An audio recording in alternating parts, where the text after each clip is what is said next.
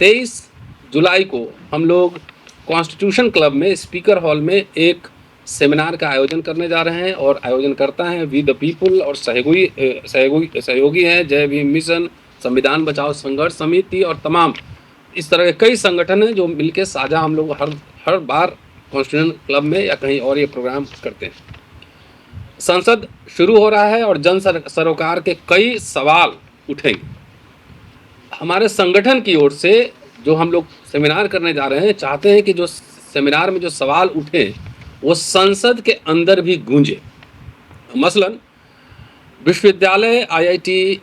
Medical college जिस तरीके से दलित, पिछड़े, आदिवासी छात्रों के उत्पीड़न, छात्र छोड़िए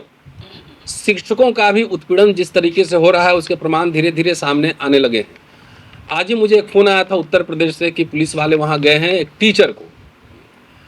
को कह रहे हैं कि ये आपके खिलाफ जो है राजद्रोह का मुकदमा लगेगा, आपने संविधान बचाओ के बारे में लिखा था, 2022 में इलेक्शन के समय का पोस्ट है, उसमें मुकदमा करने की धमकी मिली है। बेंगलोर में आपने देखा होगा पिछली बार 10 प्रोफेसरों ने अपने प्रशासनिक पद से इस्तीफा दे दिया था, दलित प्रोफेसरों ने इस्तीफा दिया था। इसका मतलब है कि हर जगह जो तथाकथित जो हिंदू राष्ट्र बनाने वाले लोग हैं, जातीय वर्चस्व और दमन हर जगह बरकरार जारी है। संसद ये सवाल हम लोग 23 तारीख को जो सेमिनार है उसमें उठाएंगे। कई सांसद, गणमान्य सांसद, member of parliament, farmer member of parliament, कुछ मिनिस्टर्स, कुछ member of parliament, sitting member of parliament, Rajya Sabha Lok Sabha दोनों के उसमें आएंगे और हम लोग उन पर ये दबाव डालेंगे कि ये कम से कम मुद्दा संसद के अंदर भी उठे। दूसरा महत्वपूर्ण सवाल है कि लगातार हम लोग ईवीएम के खिलाफ संघर्ष करते रहे हैं। जब ईवीएम की पोल खोल हो गई, जब महाराष्ट्र चुनाव में राहुल गांधी ने बाकायदा पूरा सबूतों के साथ प्रमाण चुनाव आयोग में जमा किए, चुनाव आयोग के तरफ से कोई समुचित जवाब नहीं आया, तो इनकी ईवीएम की पोल खोल हो गई है। इसलिए अब बिहार चुनाव के माध्यम से ही अब वोट कटवा प्रोग्राम चल रहा है। इसलिए हम लोग ये मुद्दा भी उठाएंगे और साथ साथ ये भी मुद्दा उठाएंगे कि ईवीएम से नहीं और सीधा बैलेट पेपर से चुनाव हो। बहुत दिनों से ये मांग हो रही थी कि जातीय जनगणना हो। जातीय जनगणना मतलब हर जाति की जनगणना, सिर्फ जाति की नहीं, उसके कितनी संपत्ति है, कितने ज़मीन है, कितने बिजनेस में है, कितने नौकरी में है, एक एक आंकड़े सामने आने चाहिए। इसमें जो विलम्ब हो रहा है, जो विलम्ब होगा, जितना विलम्ब होगा उतना समझिए बहुजनों की हकमारी होगी। सवाल एक और जो है आरक्षण का, निजी क्षेत्र में आरक्षण का, प्रतिनिधित्व का सवाल हम लोग लगातार उठाते रहे हैं कि जिसको आप निजी क्षेत्र कहते हैं वो वाकई निजी नहीं है, वो पब्लिक के पैसे से ही चलते हैं। आपने देखा होगा कि बैंक के हजारों हजार करोड़ रुपए लेकर नीरव मोदी और तमाम ऐसे लोग भाग गए देश के बाहर, वहाँ जाके ऐश कर रहे हैं। वो पैसा पब्लिक का है। बैंक से जो लोन दिए जाते हैं पब्लिक का पैसा होता है और बहुत ही कम दर पे वो लोन दिए जाते हैं और कई बार तो लाखों लाख करोड़, 16 लाख करोड़ रुपए राइट ऑफ कर दिए गए हैं बड़े बड़े पूंजीपतियों के और ऐसे लोगों के, धनाढ़ लोगों को। तो इसलिए पब्लिक के पैसा से चलता है। कहने के लिए प्राइवेट है लेकिन वो प्राइवेट नहीं है। इसलिए उसमें हमारी समुचित भागीदारी, जितने सरकारी ठेके हैं उसमें हमारी भागीदारी ये सुनिश्चित हो, इसके लिए संसद में बहस हो। अंतिम बात मैं कहना चाहता हूँ, उसके बाद हमारे साथी हैं डॉक्टर सूरज मंडल हैं, प्रोफेसर हैं दिल्ली यूनिवर्सिटी में, मंजीत साहू हैं हमारे साथी हैं, एक्टिविस्ट हैं, अनिल पटेल साहब हैं और सुखबीर साहब हमारे साथ हैं। सब लोग अपनी बात संक्षेप में रखेंगे और हम लोग इसके बाद तैयारी में जुटेंगे। न्यायपालिका में आरक्षण का सवाल हमारी मांग है कि न्यायपालिका में जो कोलेजियम सिस्टम है उसको ट्रांसपेरेंट किया जाए, मोर ट्रांसपेरेंट किया जाए। क्योंकि जिस तरीके से उपराष्ट्रपति एनजेएससी का सवाल उठा रहे हैं कि नेशनल जुडिशियल कमीशन बने,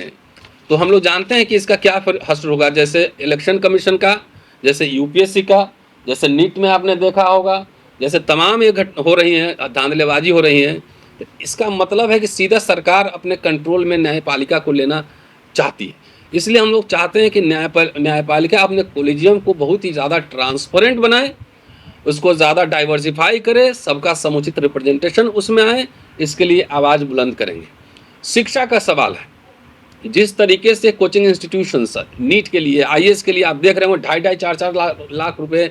फीस लिए जा रहे हैं और जितना टफ किया जा रहा है, जितना अंग्रेजीदा किया जा रहा है कि जो दलित, पिछड़े, आदिवासी समुदाय के जो लोग होंगे, जो रीजनल भाषाओं में पढ़ते होंगे, वो शायद ये पढ़ाई उनके लिए पहुंच के बाहर है। हम लोग सरकारी स्कूल में पढ़ के आए हैं सब, तो सरकारी स्कूल में पढ़ के यहाँ तक पहुँचे हैं, लेकिन मैं दावे के साथ कह सकता हूँ कि जिस स्कूल में मैं पढ़ा हूँ वहाँ का पढ़ा हुआ बच्चा शायद अब बन पाए, क्योंकि पूरा एलीट अंग्रेजीदा माहौल ऐसा बनाया जा रहा है, टफ किया जा रहा है। उसके अलावा घोटाला तो है, वो अलग ही, घोटाला पे तो सूरज जी पूरे आंकड़े के साथ बात करें। तो ये तमाम मुद्दे हैं, इसको लेकर हम लोग 23 तारीख को कॉन्स्टिट्यूशन क्लब में मिल रहे हैं। आप सब साथी, मीडिया के साथी आमंत्रित हैं, और जितने साथी सुनेंगे आप, समय है 2 बजे से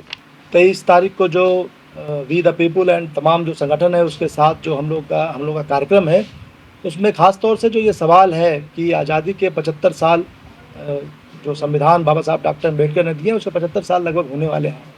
और उसके बाद उस संविधान में जो प्रावधान है, चाहे मतदान का अधिकार है, चाहे सभी वर्गों को उचित प्रतिनिधित्व रिप्रेजेंटेशन का सवाल है, उसको ये जो तमाम अभी वर्तमान में जो सरकार चल रही है केंद्र में 11 साल से, और वो उसको कुचलने का काम कर रही है। जाति जनगणना के नाम पर राजनीति हो रहा है, चाहे अनुसूचित जाति हो, पिछड़े वर्ग हैं, अति पिछड़े वर्ग हैं, आदिवासी है, धार्मिक अल्पसंख्यक समाज के लोगों उनके साथ जो है एक राजनीतिक षड्यंत्र करके भारतीय जनता पार्टी और आरएसएस अब तो सीधे सीधे उनको उनके वोट से वंचित करना चाहती है। जैसा कि बिहार में देख रहे हैं कि कानून ये कहता है, और हमेशा ये कानूनन ये होता रहा है कि जनवरी में जो मतदाता सूची जारी होता है, उस मतदाता सूची के ऊपर ऑब्जेक्शन लेने का तो प्रक्रिया चलता है, लेकिन उस मतदाता सूची को इधर उधर करने का कोई इतिहास पूरे चुनाव में 1952 से लेकर के अब तक किसी देश और किसी प्रदेश में नहीं हुआ है हमारे इस संविधान के तहत। लेकिन इस बार आप देख रहे हैं कि अचानक से एक जिसको कहते हैं नोटबंदी के बाद हम लोग ये कहना चाह रहे हैं कि ये वोटबंदी करने की योजना को लेकर के आए हैं। और जब कोई पत्रकार, पूरी जो मेन स्ट्रीम मीडिया है वो तो इनका गाना गाने में लगे, लेकिन कोई पत्रकार जब दिल्ली से जा कर के वहाँ पे उनको पर्दाफाश करने का काम करता है तो उसके ऊपर जो है वो मुकदमा दर्ज कर रहे हैं। बिहार में चाहे देश में जो आरक्षण का मामला है, अनुसूचित जाति के जो पोर्शन है, जहाँ पे जिस सरकारी क्षेत्र में मिले हुए हैं उसकी चोरी हो रही है, और जहाँ मिलना चाहिए जो निजी क्षेत्र है, जो तथाकथित जो पब्लिक के ही पैसे से चलती है निजी क्षेत्र में, न्यायपालिका में, या तमाम जो शिक्षा के क्षेत्र हैं, स्वास्थ्य के क्षेत्र हैं, उनमें जो हमारा हक हिस्सा और भागीदारी जो होना चाहिए वो नहीं है।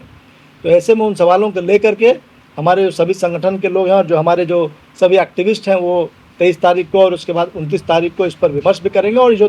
संसद का जो सत्र शुरू हो रहा है उसमें हम लोग ये चाहते हैं कि उस विमर्श का हिस्सा बने कि 2010 में जो जाति का जो सर्वे हुआ उसको भी सामने नहीं लाया गया। उसके बाद 15 साल हो गए हैं, न गणना हुआ है, न जाति जनगणना। और उसके बाद जाति जनगणना की जो घोषणा है वो एक तरीके से जो कहते हैं कि महिला आरक्षण जो बिल आया है, नारी वंदन अधिनियम जिसको लाया इन्होंने, वो कब लागू होगा, और उसके भीतर भी जो आरक्षण का सवाल है अनुसूचित जाति के लिए, पिछड़े वर्ग के लिए, अति पिछड़े वर्ग के लिए, लोगों के लिए, वो भी उसमें नहीं लागू हुआ है। तो उसकी भी लड़ाई है। और आने वाले समय में जो बिहार में ख़ास तौर से जो चुनाव है उसके पीछे जो ये षड्यंत्र है और जो हम लोगों की मांग है ईवीएम के लिए, वोटर सीधे जो है बैलेट पेपर का जो चुनाव की मांग है, वो एक बहुत महत्वपूर्ण मसला है। क्योंकि ये अब महाराष्ट्र में तो वो पर्दे के पीछे चोरी करने की कोशिश कर रहे थे, अब तो यहाँ सीधे पर्दे के सामने आकर के, भाई बिहार एक ऐसा प्रदेश है जहाँ पर कि एक बड़ी आबादी गरीबी में है, उनके पास छत नहीं है, फूस तक नहीं होता उनके छत के ऊपर जब बाढ़ आ जाता है, सुखाड़ आ जाता है, ऐसी स्थिति में उनके पास एक थैला तक नहीं होता है और वो कागज़ दिखाने की बात करते हैं। प्रधानमंत्री इस देश के हैं वो, और जो बिहार के मुख्यमंत्री हैं वो अपने माता और पिता के जन्म का प्रमाण पत्र दे पाएंगे क्या? उनको सबसे पहले अपने माता पिता का जन्म का प्रमाण पत्र देश के सामने देना चाहिए। तो इन सवालों को लेकर के हम लोग लगातार संघर्षरत हैं। और ये वी द पीपुल और संघर्ष समिति, संविधान बचाओ संघर्ष समिति के साथ साथ पूरे देश में जितने भी सामाजिक न्याय के संगठन हैं उन सब का सवाल ये है कि क्या जातीय जो जनगणना है वो कब होगा, उसके सवाल जो प्रश्नावली होंगे वो क्या होंगे, और उसकी अंतिम तारीख क्या होगी। क्या ये पॉलिटिकल, केवल प्रधानमंत्री मोदी जी ने इस पर तो अभी तक कुछ बोला ही नहीं है। प्रधानमंत्री जी जब मोदी जी जा रहे हैं बिहार के सभाओं में, उस पर भी उन्होंने नहीं कहा कि वो जाति जनगणना करेंगे, उस पर 50% की जो आरक्षण की सीमा है उसको तोड़ करके कितना देंगे नहीं देंगे। बिहार में जाति आधारित गणना हुआ, 84% SC ST और OBC के जो लोग हैं उनके आरक्षण को 65% किया गया। भारतीय जनता पार्टी विधानसभा के भीतर तो समर्थन करती है, लेकिन उसी भारतीय जनता पार्टी के नेतृत्व में जो NDA में की जो सरकार है दिल्ली में बैठी हुई, उसको अनुसूची 9 में नहीं डाल करके सुप्रीम कोर्ट में जाकर के फंसा देने का काम करती है भाजपा और जदयू और एनडीए की जो सरकार है। उसको बिहार की विधानसभा में फिर से एक बार हम तो कहते हैं कि अगर सचमुच में आप आरक्षण के हिमायती हैं, कमज़ोर वर्ग के, दलित, वंचित, उपेक्षित, शोषित, पीड़ित समाज के अगर आप हिमायती हैं प्रधानमंत्री जी, तो आप जो है विधानसभा का सत्र वहाँ जो है आपकी पार्टी मांग करे, आपकी सत्ता में है, आप वहाँ पे हैं, और वहाँ पे फिर से एक बार ला करके और उसको केंद्र की को प्रस्तावित करे, वहाँ जो सुप्रीम कोर्ट में मामला है उसको वापस ले करके, और 65% जो आरक्षण है वहाँ पिछड़े अति पिछड़े अनुसूचित जाति और जनजाति वर्ग का उसको अगर लागू नहीं करते हैं, इसका मतलब ये है कि आप आज भी बेईमानी से उसी तरह से ओतप्रोत हैं जैसे आरएसएस अपने शुरुआती दिनों से, भारतीय जनता पार्टी अपने शुरुआती दिनों से है। 23 तारीख को जो हम कॉन्स्टिट्यूशनल क्लब में प्रोग्राम करने जा रहे हैं, जो SC ST OBC माइनॉरिटी की हकमारी का मनुवादी सरकार काम कर रही है, उसको रोकने के लिए, अब जैसे बिहार में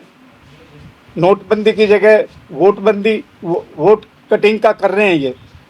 वो आपको बिहार को मुद्दा बनाया है इन्होंने। आगे आने वाले हर जिले में ये ऐसा ही करेंगे और वोट काटेंगे, वोट काट के अपना वाद पूरा करने की कोशिश करेंगे। तो आप मीडिया बंधुओं से हमारी गुजारिश है कि हमारे 23 तारीख वाले प्रोग्राम को इतना हाईलाइट करें जनता में, ताकि वो संसद तक उसकी गूंज जाए और ज़्यादा से ज़्यादा आवाज़ हमारी उठे, बुलंद हो, ताकि हम अपने मकसद में कामयाब हो सकें।